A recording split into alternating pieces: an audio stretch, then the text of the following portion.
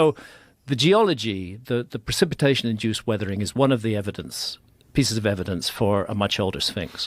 But the other thing is the astronomy, the fact that the Sphinx is an equinoctial marker. You know, if you stand looking due east at Giza or anywhere in the northern hemisphere on the spring equinox, there's three key moments of the year. Four, actually. There's the winter and summer solstice, and there's the equinoxes, the spring and fall equinoxes.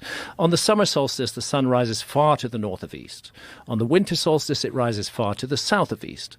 But on the equinoxes, it aligns perfectly due east. And that's what the Sphinx is. It's aligned perfectly to due east, and it's gazing at the horizon. And then we come to this contentious issue of who discovered the zodiacal constellations.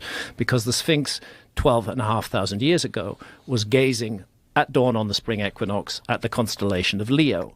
In other words, this lion monument on the ground was looking at its own celestial counterpart in the sky. Egyptologists dismiss that. They say that nobody had any idea of the constellations until the Greeks. I think they're wrong. So astronomy and geology together combine to invite us to consider the possibility that the Sphinx may be much older than 4,500 years old.